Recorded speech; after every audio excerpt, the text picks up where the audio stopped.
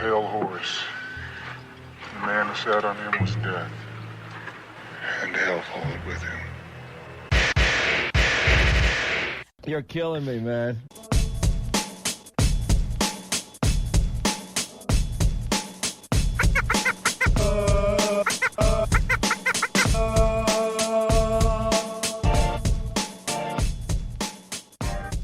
Hello, everyone, and welcome to another edition of Declarations of War, a very special one, a very emotional episode, a very special episode. There's guest stars, there's moral lessons to learn. Actually, there are no guest stars, it's just us. What? I'm here with my co-host, Artimus Albosa. I don't know, man. I feel like I should resign and demand the new title of guest star. and guest star Laevateinn. Guest starring in a ship near you. Whoa, Featuring. He gets a guest star and I don't get a guest star? What is this? I'm going on strike. Well, today I learned. Artemis is a very vain human being. Moving on. Moving on. Just gonna move on. Well, it is quite the episode. All of the mystery that we laid in the previous episode is about to be revealed. If you have been following Reddit or the forums or our Discord or us in-game, you know this, but Noir is back. I have reopened Noir as a mercenary corporation, coming out of retirement, and we're going back to basics, back to our roots. Taking contracts, taking names. Trying to get back to the top of the pile of the EVE mercenary industry, which I think is, if it's not coming back, I think it can come back with a lot of the changes that they're making to the game. People are invested now. Small gang warfare is more fun than it's ever been. There's a lot of risk, and there's a lot of reward, and it feels good to be back in the mix. I'm hyped. I'm ready to go. Yeah. Artemis has returned, Laevateinn has returned, along with a who's who of our best FCs and pilots over the years. We've got Ark back, we've got Faerol, we've got Killa.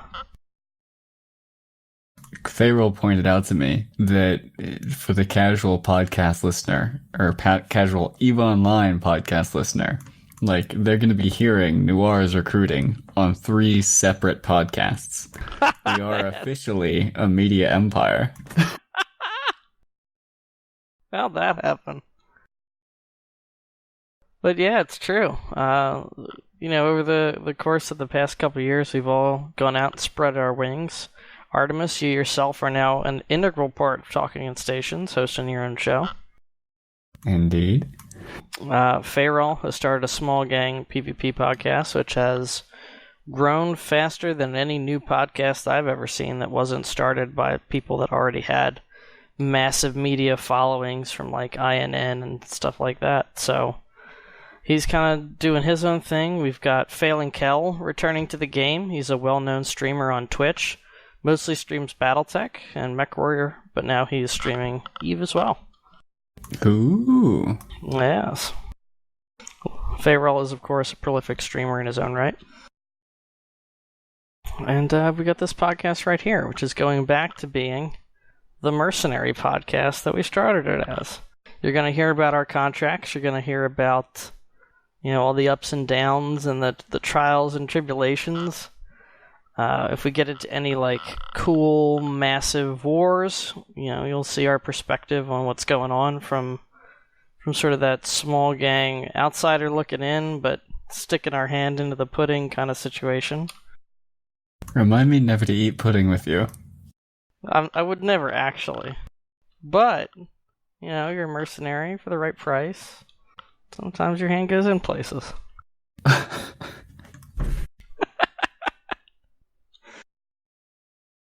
As far as the how, over the past couple months, people have kept coming up to me. By people, I mean fans of the show, as well as Noir vets, asking hey, would you ever do this? Are you thinking about it? Once Blackout hit, those conversations increased in volume and in kind of a sense of urgency. In particular, several Noir guys started talking to me about it, and it sounded like enough people might actually be down to it if I did it, that we'd have that critical mass needed. And Capitalist Army, was doing great. I was hesitant to leave that. Certainly that was the case even 3 months ago. But I realized after having these conversations that Capitalist Army really did everything I set out to do with it. We put these trade hubs down in Great Wildlands, trade hub down in Providence, in the heart of Providence, and Providence has not been able to dislodge it. Shout out to Tickle and shout out to Wrecking Crew for their assistance with some amazing fights, pitched battles over the presence of that hub in non-UI staging system. But there was really no place else to go from there. We really didn't have the capacity to put a third hub down. Didn't seem like these two hubs were in any kind of dire danger going forward. And, we were recruiting, we were doing fine, but it was like, okay, mission accomplished. Like, where do we go from here? And I realized that with the interest that Blackout generated, with new players considering coming back to the game, with, Capitalist Army sort of in a kind of a holding pattern for the foreseeable future, the timing was probably never going to get better than it was going to be. So I talked to Night Jester. He's my EU director for Cannes, probably one of the best directors I've ever had, ever. And he was like, yeah, I'm on board too. Let's redo it. Let's do it. And I'm like, what, you're coming too? He's like, yeah, let's go. And so that was it. Once I knew Night Jester was on board and we could take Capitalist Army and get it shut down gracefully and have him coming with me over to Noir, I was like, okay, this is happening then. So I immediately talked to anyone that had ever mentioned, hey, when is Noir coming back, to me over the course of the past couple months. And I was like, well, it is coming back, and next week or so. I created a chat room, started bringing people in. We started figuring out, what exactly we were going to do with the Corp, where we were going to go, whether we were going to join an alliance or not, and if people would be ride or die, if they would join up no matter where we decided to go, what we decided to do. We got a core of about 10 veterans from Noir, including some folks from Cannes like Jester, Tyrus, Trackley, Zanzibar, and then, of course, folks from outside we already talked about. Ark, Lave, Artimus, Farrell. I'm probably forgetting names, but it was a brilliant number. I was like, yeah, okay, this is going to work. This is going to happen.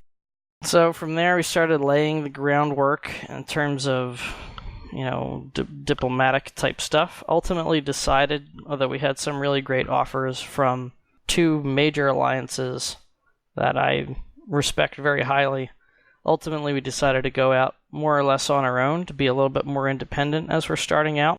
However, we will still remain part of Wrecking Crew, like we were with Tempest Calcif under Capitalist Army. Had a really great experience with the Wrecking Crew guys, and our standings with them probably won't prevent us from taking any interesting contracts. It's pretty low on the obligation side of things, but we'll be able to get into some really cool fights in Providence, and maybe a few places outside of Providence, despite our initial small size. Capitalist Army, for its part, is being mothballed. All of our assets are going to get transferred over. Great Wildland is going to be operated by an alliance out there that we have come to work with.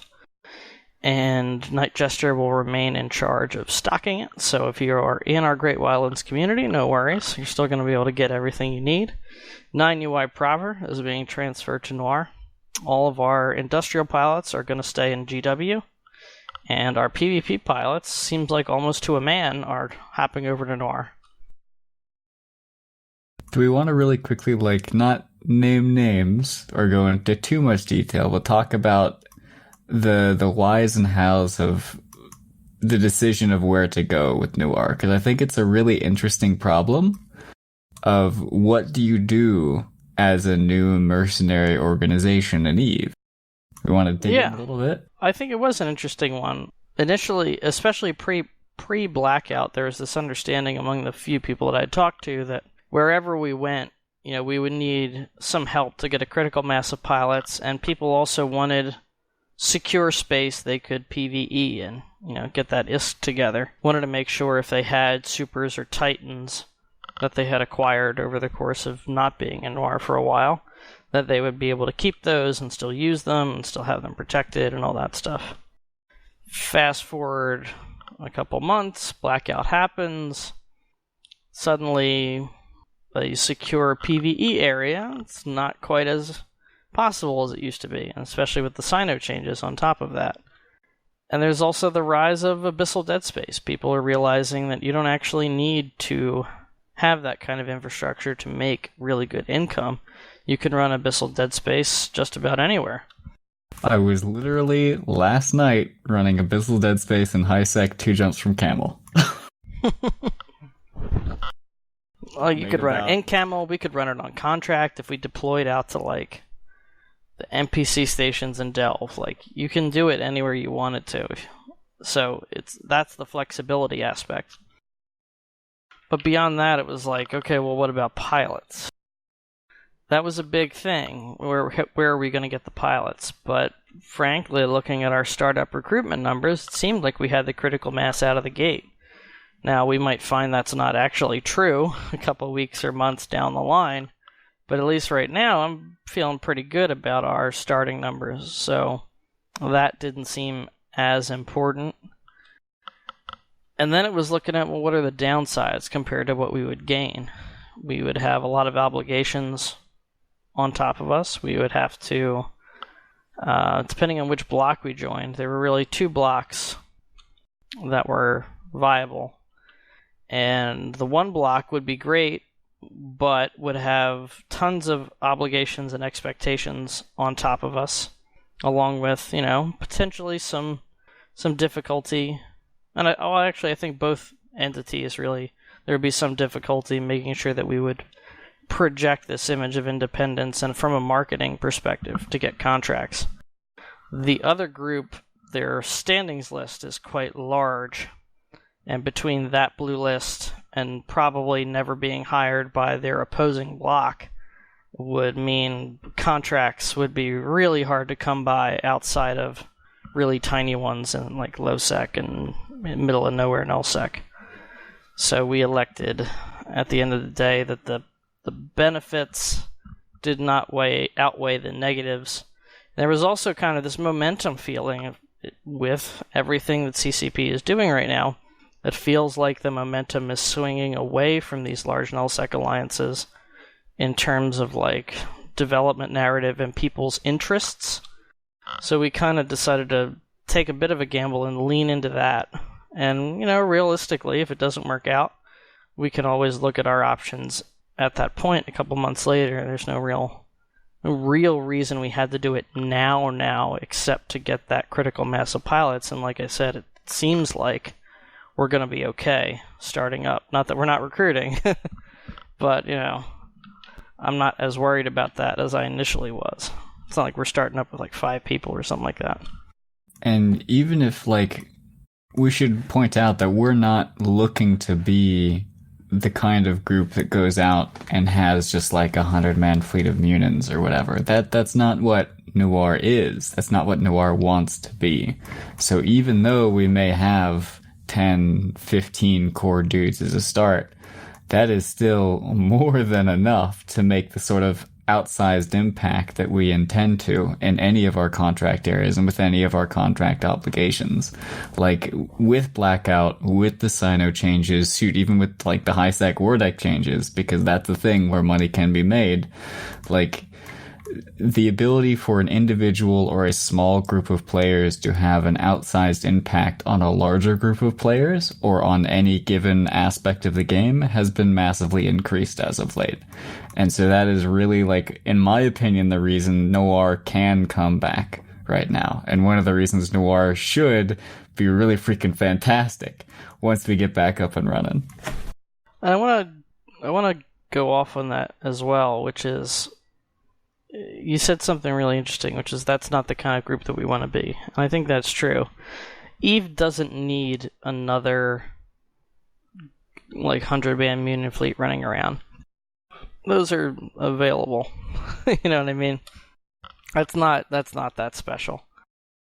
We could probably execute said fleet really well. I'm sure we'll do them from time to time. But that's not... It just doesn't feel like us, like our identity. What we do want to do is go back to our roots with small gang rooms and Black Ops. And as we grow, I'm really looking forward to recruiting PvP specialists. People that specialize in niche roles that are not the damage role. So your tacklers, your dictors, your micro jump destroyer pilots, people that do bombing runs, people that do combat probing, logistics, really skilled electronic warfare players that are doing not just like, hey, newbie, get in this Griffin, lock someone up that's close to your name and press all the ECMs on them, but really can go next level and maximize that electronic warfare capability to help not just us, but also our clients make the most out of their own fleets, which I would imagine probably are going to be mostly line DPS ships. So while we'll still have tons of skill points, and we can probably get in just about any ship in the game, it's about maximizing our own value, and one more Drake versus someone that's a super skilled micro jump destroyer pilot. Is it worth it? We'll see, but I think that's what we can bring to the table that not many other people are bringing to the table right now.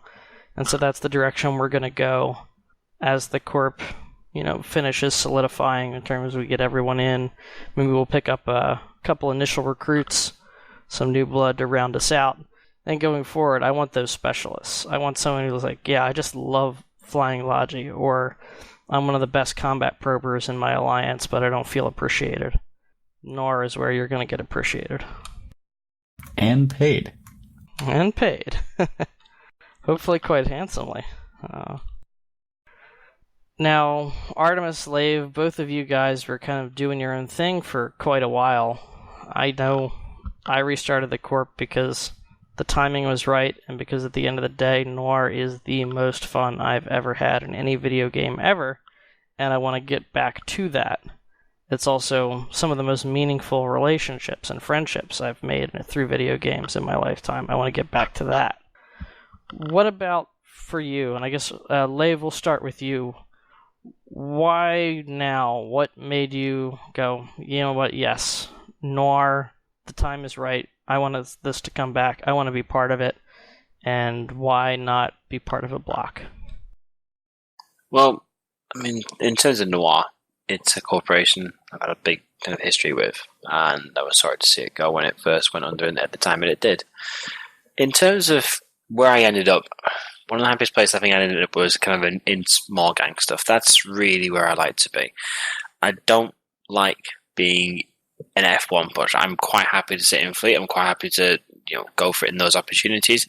But that's not really my game. And I think the more I've gone for Eve itself, the more I've come to just not actively detest, but it's not what I want to play as a factor. Whereas I'd rather do the kind of the mobile gate camp, something that's a bit more niche, a bit more specialist. And where I was, great time, and I had a great time in Horde and PR respectively. They're very much about the kind of larger fleets itself, with some specialism, and obviously they're one of these alliances that can set up an umbrella and will just drop on everything. And you look at Blackout, and you look at the way that the pendulum has now swung against these alliances. So if you're, as you say, it's really expanded the role of small gang, small groups, and their ability to cause a major headache for larger entities who previously simply had to press F1 Cyno and wait for the cavalry to turn up. So in terms of where I want to be, I think Noir has that. For me, it was always that kind of that smaller gang, more professional, more high standards. But I think also do things different and augment and support rather than just mash your head into a wall full of mutants. So for Artemis, me, what about you? like, Oh, sorry, again. I was in a similar boat to Lave, where block warfare really isn't my shtick. It's not that I necessarily don't enjoy sitting around hitting F1 and collecting kill mills. It's more that I need a good reason to do it. So I will sit there and bass poches or structures or citadels or whatever for hours on end. I will camp a gate watching for gate fires or listening for wormhole flashes or do whatever. I can do it for hours and hours on end, but I need a reason to. And block warfare is very much, the reasons are very contrived. It's sort of like a self-fulfilling prophecy, if you will, for any given fleet. Either it's content or it's we've got to protect our crabbers. And I joined Horde explicitly for the crabbing. I wanted to make ISK and realized very quickly that I hate making ISK by mining and by ratting.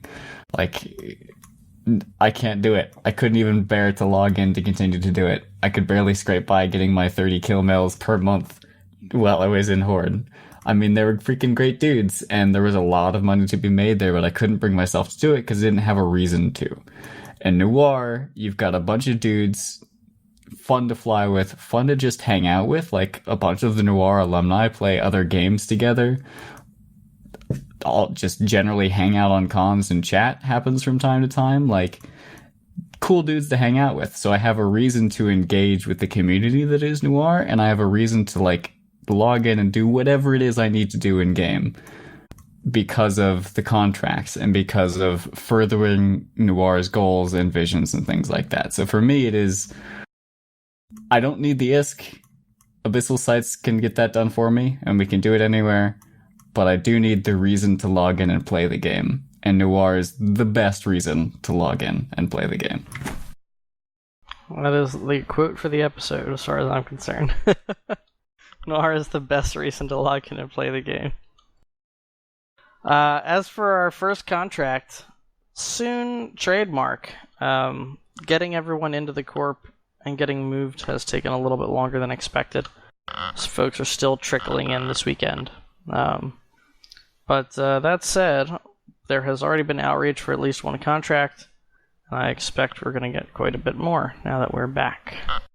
And once I have something that's, worth our time, we're going to roll. We're going to do it, and we will tell you all about it here on Declarations of War.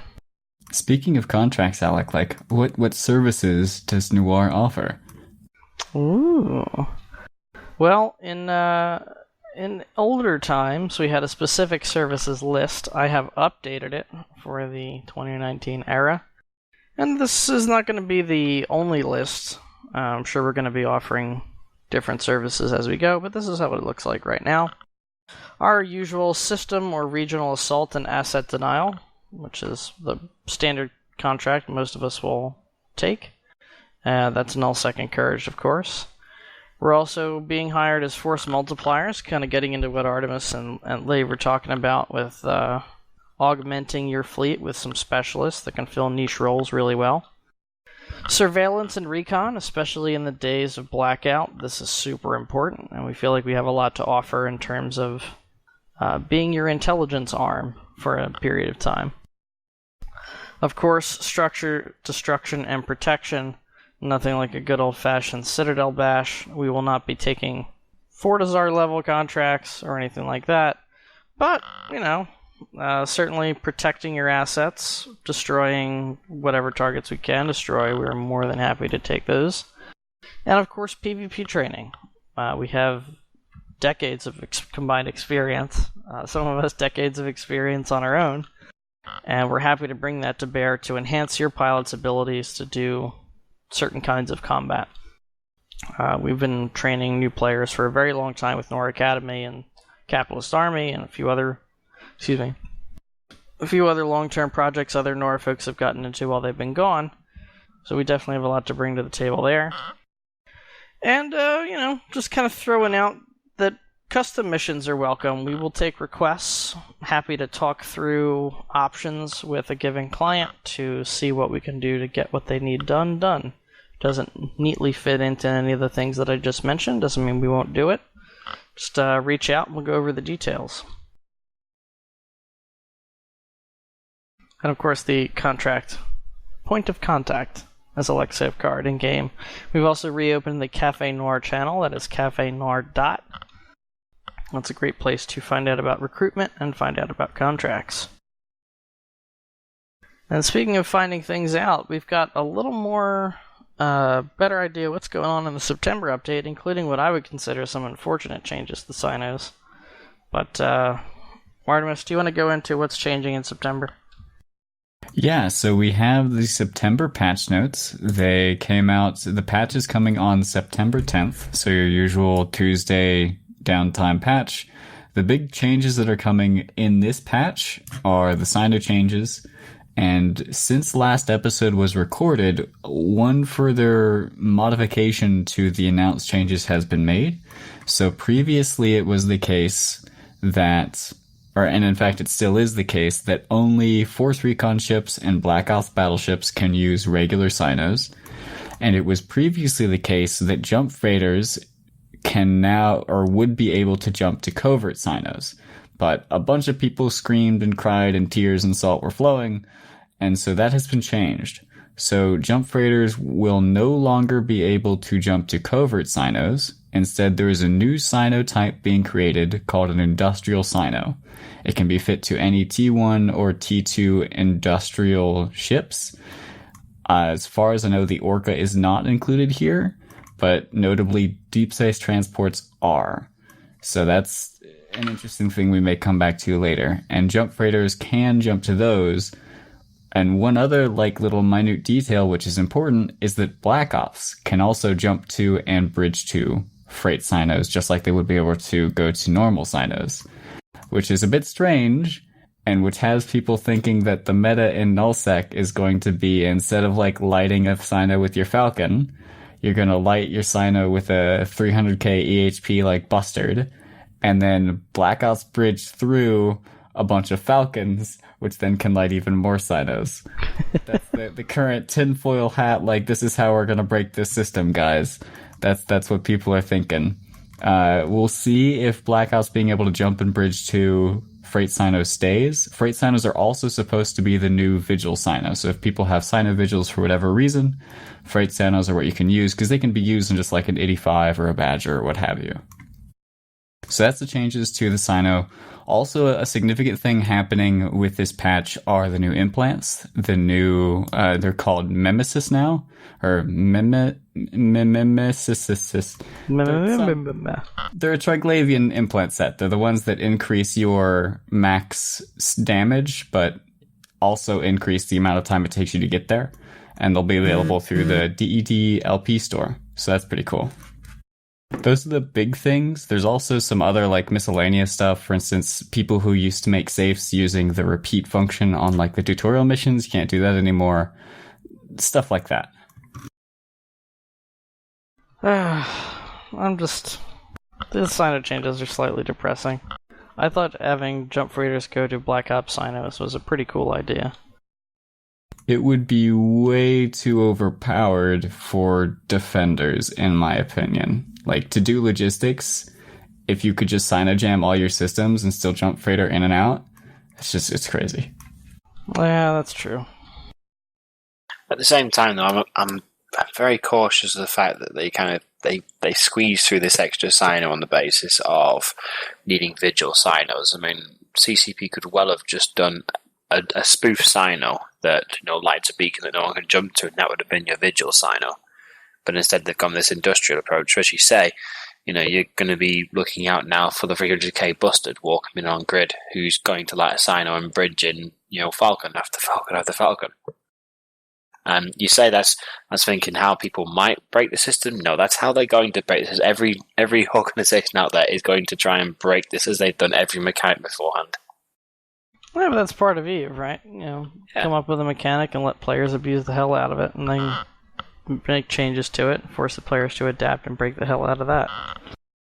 Yeah, for people who are not maybe understanding why the DSTs would be really powerful in this role, the DSTs get a bonus to the overheat. They get a bonus to overheating hardeners. So if you warp in a DST, switch on all the hardeners in overheated mode, they give staggeringly more EHP. Having a bustard with 90% resistances is not hard. Yeah, they even have defensive bonuses caked in as well. Yeah, I mean, they have active bonuses, which wouldn't really work on a fleet basis. But all you just need to do is buffer the crap out of them. They could be good for bait, though. Oh yeah, absolutely. And that's another thing, isn't it? You see a random industrial warping around, but he could still be bridged to. Now, ironically, not by capitals. That's the main thing. So you can't just have carriers dropping in on you. It's also worth noting that the Rorqual is treated as a capital and not as an industrial in this case. So it is only jump freighters that can jump to freight sinos. Well, jump freighters and blops. Well, So blops is respond. the interesting one. That's the potential game-breaking element, because blops can bring in stuff that can actually sino. Yeah, but also blops response fleets, because remember that blops Black Ops battleships have a much greater range than standard. So if you set it up right, your rapid response umbrella is much wider. And in places like PanFam, for example, where they specifically base themselves in a part of drone lands that covers the maximum number of systems with their standard umbrella, if you were to have a fleet, for example, of Lokis with whatnot and various other things as the kind of the response fleet, they have a much greater range. That's interesting, because you might see the super capital umbrella potentially be replaced or at least significantly augmented by a Black Ops umbrella. Augmented, definitely. It's fairly easy to put a Black Ops battleship on a keep star, since it pretty much can't be killed because it'll remain tethered even when it's bridging, and it sends through T3Cs, recons, and bombers. I don't know, man. The power of Stukas and Gokus nowadays. I think if you try and use T3s, well, maybe T3s. Definitely Black Ops battleships aren't going to work for you. Web Lokis, man. Those Stukas are going bye-bye. Fair enough.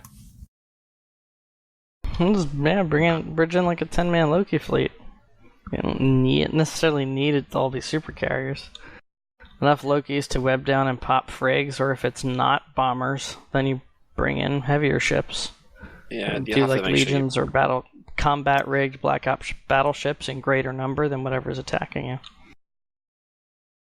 Just to make sure that you don't literally bridge in like kind of 30 kilometers away from a Stuka fleet, otherwise you're going to eat a load of bombs and your Loki fleet's going to disappear. True. I guess it depends on the skill of your pilots too, because the T3s, they don't have the sig that they used to, so they have higher sig than hacks, but they're still not like crazy high sig, and they have decent buffer on their own, plus they have all the bonuses to overheating, similar to what we talked about with deep space transports. So if your pilots are skilled, then heat your hardeners and survive the bombs.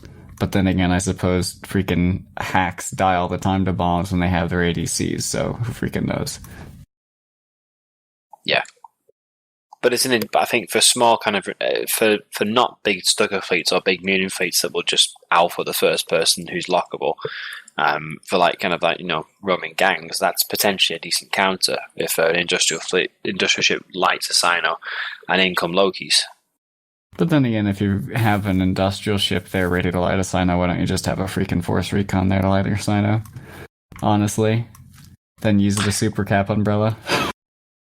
Yeah, as I say, there are some advantages, some disadvantages, but it adds different direction, adds different ways you can play it, and that's not a bad thing. Allowing you to have to think about what might be there. I mean, the no snow blocks are already in tiers enough as it is because they're losing their umbrellas in easy mode. One of the they'll adapt though. They'll cry, but they'll adapt. Of course. Well, the successful ones will adapt. True. Yes. Artemis, sorry, I didn't mean to cut you off.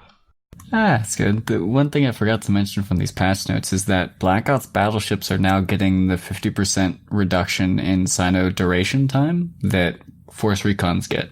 So now, no matter what is lighting it, a regular Sino lasts 5 minutes instead of 10. Honestly, I don't understand why that Sino duration isn't just now changed, because the only two ships that can use a Sino get a roll bonus to it. presumably they're leaving the door open for something else to fit it down the line without having to make substantial coding changes. That would be my guess.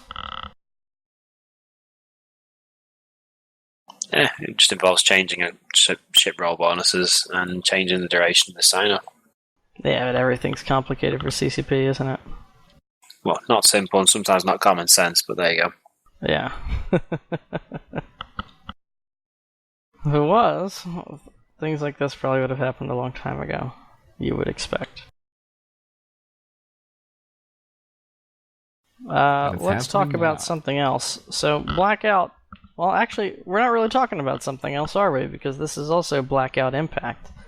But the CCP security team has released a new report, and there's some very interesting data in there. Laev, do you want to take it away? Yeah, I mean, from what we can gather, it seems that the security team have either had a massive step up on their efforts, or have really kind of had some projects come to fruition, because there's been quite a large increase in terms of account bans compared with previous months, by some magnitude, which is quite interesting. I mean, it's quite impressive. And obviously, as a player of EVE who plays it the right way itself, deaf to botters, so all power to them. When we say order of magnitude, I mean, Artimus, you were doing some comparative math earlier, and we're talking a lot of accounts. 4,300, which, I mean, just to compare that to what we had done, not we, of course, CCP's security team had done in the previous couple months, it's like, what, double that? So, like, if you look back into July, there were only, if I recall correctly, 1,100 accounts banned in July for botting. But I think a better comparison is the number of accounts banned in the first half of the year. You can find that stat in the July security report, and that was a little over 12,000, right? And that was just bans for bonding-related activities. So that was 6 months out of the year, January to July, 12,000 accounts. In a single month, in only the month of August, they have banned 4,369 accounts for botting. That is literally a third of what they did in the first half of the year. That's nuts. And then it's a similar story when you look at RMT. It's about half of what they did in the first half of the year. First half of the year, January to July, they banned around 5,000 accounts for RMT. August alone, they banned 2,500. Now, it's worth noting these numbers may not continue as we look forward into September, because as they mentioned in the blog, their focus has shifted to smashing some botting and RMT rings. So these are groups of players, or at least groups of accounts, and based on these numbers, very large groups of accounts who were botting and RMTing and were reported by the community and thus able to be squashed. So it looks like some ban waves happened that caught up some of these large rings, and that's what is contributing to these massively large numbers of accounts being banned. It's also worth noting something they mentioned in this blog that I forgot to mention when going over the patch notes. Ventures will no longer be able to enter faction warfare plexes, which should decrease the ability for bots to be able to exploit faction warfare, because they can no longer enter with warp core stabs, and they can no longer enter with ventures, which have the default warp core stabs. So if there are bots in FW plexes, they can't be stabbed anymore. Which means they will still get botted. They'll just get caught at least a little more often. Indeed. And one thing from this security blog, which I'm just fascinated by, is this graph that it was put in, and it's of what CCP thinks is the income or the ISK generated by bots. And they have it's a graph over time from, what is this? Looks like June up until the 1st of September. And they have it sort of split off into the various sources, where you have like NPC ratting in null, you have missions, incursions, other combat sites, various things like that. And we can see back when Blackout hits, you're at 300 to 400 billion ISK per day, if I'm reading this graph right, generated by bots. And then Blackout hits, that drops down to nearly zero. Like, you're looking at maybe 10 billion ISK then it jumps back up. It's steadily around 50, 75 billion ISK, and then around August 18th, which is where I'm assuming these ban waves hit, it zoinks back down to 0 again. Same thing with like incursions. It looks like some of the bots moved over to incursion space to run some of those things, or to HiSec to run incursions, but those have also dropped down. So it is, the war on bots is real, and it is having a serious impact on the ISK entering the economy, which is fantastic. Yeah, and on top of that, if you look at we were looking at the player graphs, because the first thing I was wondering once I heard that so many thousands of bots had been nuked was, well, I wonder if you can see that on the player graph. That's a little unclear. There is some evidence to suggest these guys are definitely making up a significant portion of the PCU drop over the course of the last month, but it's nothing definitive. There's no like single date where all of a sudden it just dropped off. But the total amount, if you look at the peaks at the start of August versus the peaks at the start of September, it's almost 4,200. It's right around that range, give or take a little bit. So, I'm sure there's changes. I'm definitely certain normal players have left. I'm definitely certain normal players have joined. It's probably throwing those numbers off, but certainly it implies a good portion of that drop is just the security team doing their job. I really like these new monthly updates. It's pretty freaking fantastic. I do as well, and I love that they're cracking entire rings of these guys at the same time. Feels good, man. Feels real good. Speaking of monthly updates, the MER is out. Do we have anything we want to quickly highlight from that thingy?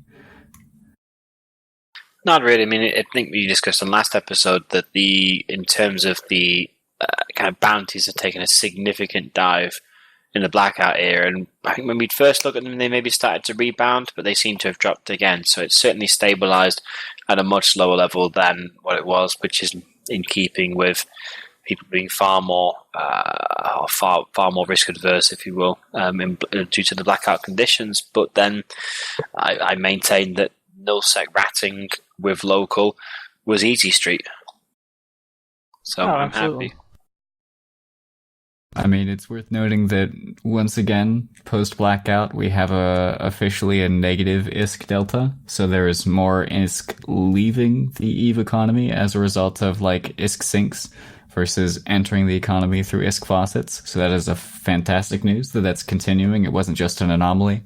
And as sort of players have adapted to blackout and stopped screaming and started working on how to actually continue life after blackout, like we still haven't broken the economy again.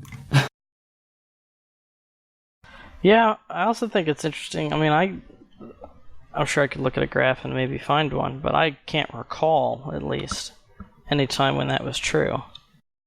Once they started doing the MER, haven't we always been positive ISK?